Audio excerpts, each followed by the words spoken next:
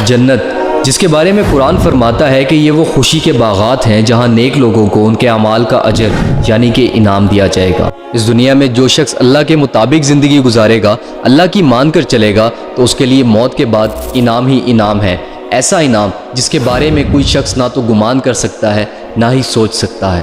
اب جیسے جہنم کے اندر لوگوں کو ان کے اعمال کے حساب سے عذاب ہوگا، بالکل ویسے ہی جنت کے اندر لوگوں کو ان کے اعمال کے حساب سے انعام دیا جائے گا۔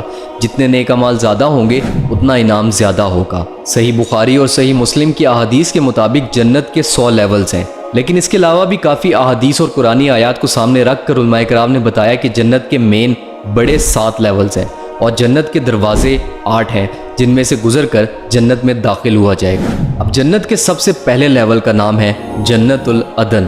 عدن کا مطلب ہے ہمیشہ رہنے کی جگہ۔ جب گنہگار مسلمان اپنے گناہوں کی سزا کاٹ لیں گے تب ان کو جنت العدن میں داخل کیا جائے گا۔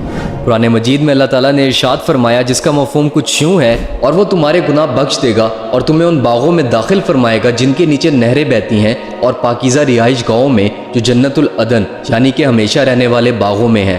یہی بہت بڑی کامیابی ہے۔ اس کے علاوہ بھی سورہ توبہ کی آیت 72 میں اللہ تعالیٰ نے جنت العدن کا ذکر کرتے ہوئے ارشاد فرمایا جس کا مفہوم کچھ یوں ہے کہ اللہ نے مسلمان مردوں اور عورتوں سے جنتوں کا وعدہ فرمایا ہے جن کے نیچے نہریں بہتی ہیں، ان میں ہمیشہ رہیں گے، اور عدن کے باغات میں پاکیزہ رہائش گاہوں کا وعدہ فرمایا ہے، اور اللہ کی رضا سب سے بڑی چیز ہے۔ یہی بہت بڑی کامیابی ہے۔ اس کے علاوہ نبی کریم صلی اللہ علیہ وآلہ وسلم نے ارشاد فرمایا جس کا مفہوم کچھ یوں ہے کہ جب جنت العدن میں رہنے والے اپنے رب کو دیکھیں گے تو ان کے اور اللہ سبحانہ و تعالیٰ کے درمیان صرف پردہ مبارک ہوگا۔ اس کے علاوہ ایک اور حدیث مبارکہ کا مفہوم ہے کہ اللہ تعالیٰ نے جنت العدن کو تیار کیا، اس کے درخت لگائے، پھر اس سے یعنی کہ جنت العدن سے بولا کہ بولو، تو اس نے کہا مومنوں کے لیے جگہ ہے جو اپنی خواہشوں کو پورا کریں، لیکن اللہ کے نافرمانوں کے لیے کوئی جگہ نہیں۔ اس کے علاوہ سورہ النحل میں اللہ تعالیٰ نے جنت العدن کا ذکر کرتے ہوئے ارشاد فرمایا جس کا مفہوم کچھ یوں ہے کہ ان لوگوں کو عدن میں داخل کیا جائے گا جس کے نیچے نہریں جاری ہیں، ان کے لیے ان باغوں میں وہ تمام چیزیں ہیں جو وہ چاہیں گے، اور اللہ پرہیزگاروں کو ایسا ہی صلہ دیتا ہے۔ اب اس کے علاوہ جنت کا ایک اور لیول جس کا نام ہے جنت النعیم۔ نعیم کا مطلب ہے ایک خوشحال پرامن زندگی یا دولت، فلاح و بہبود اور نعمتوں میں جینا۔ جنت النعیم کا قرآن میں 2 جگہ ذکر آیا ہے، ایک سورہ یونس کی آیت نمبر 9 میں جس کا مفہوم کچھ یوں ہے، اور جو لوگ ایمان لائے اور نیک عمل کرتے رہے ان کو پروردگار ان کے ایمان کی وجہ سے ایسے محلوں میں داخل کریں گے کہ ان کے نیچے نہریں بہہ رہی ہوں گی جنت النعیم میں۔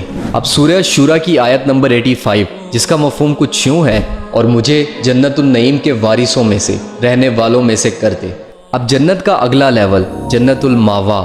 ماوا کا مطلب ہے آرام گاہ یا پناہ گاہ۔ جنت الماوا شہیدوں اور مومنوں کے لیے پیتل سے بنی ہوئی ایک آرام گاہ ہے۔ سورہ سجدہ کی آیت نمبر 19 میں جنت الماوا کا ذکر آیا ہے جس کا مفہوم کچھ یوں ہے، اور جو لوگ ایمان لائے اور نیک عمل کرتے رہے ان کے لیے جنت الماوا ہے، اور یہ مہمانی ان کے کاموں کی جزا ہے جو وہ کرتے تھے۔ اس کے علاوہ سورہ نجم کی آیت نمبر 13، 14 اور 15 جس کا مفہوم کچھ یوں ہے، اور انہوں نے تو وہ جلوہ 2 بار دیکھا سدرۃ المنتہا کے پاس، اس کے پاس جنت الماوا ہے۔ ان آیات کے اندر نبی کریم صلی اللہ علیہ وآلہ وسلم کے معراج کے سفر کا ذکر ہو رہا ہے کہ معراج کے موقع پر نبی کریم صلی اللہ علیہ وآلہ وسلم نے سدرۃ المنتہا کے پاس جنت الماوا کو دیکھا۔ اب جنت کا اگلا لیول جس کا نام ہے دار الخلد۔ خلد کا مطلب ہے امورٹل یعنی کہ ہمیشہ کے لیے زندہ رہنا، اور دار الخلد کا مطلب ہے گارڈن آف امورٹیلٹی، ایسا باغ جس کے اندر ہمیشہ کے لیے رہا جائے گا، کبھی بھی موت نہیں آئے گی۔ دار الخلد میں ان مسلمانوں کو داخل کیا جائے گا جنہوں نے اپنی پوری زندگی اللہ کے حکموں کے مطابق گزاری ہوگی، اور جنت کا یہ لیول ان مسلمانوں کی مشکلات اور آزمائشوں کا نتیجہ ہے جو ان کو دنیا کی زندگی میں اللہ کے مطابق زندگی گزارنے میں ملی ہوں گی۔ سورہ فرقان کی آیت نمبر 13، 14 اور 15 جس کا مفہوم کچھ یوں ہے، اور جب انہیں اس آگ کی کسی تنگ جگہ میں زنجیروں میں جکڑ کر ڈالا جائے گا تو وہ وہاں موت مانگیں گے، تو فرمایا جائے گا کہ آج ایک موت نہ مانگو بلکہ بہت سی موتوں کو پکارو، تو ان سے پوچھو کہ یہ بہتر ہے یا جنت الخلد ہمیشہ کے باغ جس کا پرہیزگاروں سے وعدہ ہے، اور یہ جنت الخلد ان کے اعمالوں کا بدلہ ہے اور ان کے رہنے کا ٹھکانہ ہے۔ اللہم انی اسالک الجنت الفردوس۔ اللہ تعالیٰ سے بس یہی دعا ہے کہ اللہ تعالیٰ مجھے، آپ کو اور تمام مومن مسلمانوں کو جنت الفردوس کے اندر اعلیٰ مقام عطا فرمائے۔ اپنا اور اپنے ایمان کا بہت سارا خیال رکھیے گا۔ فی امان اللہ۔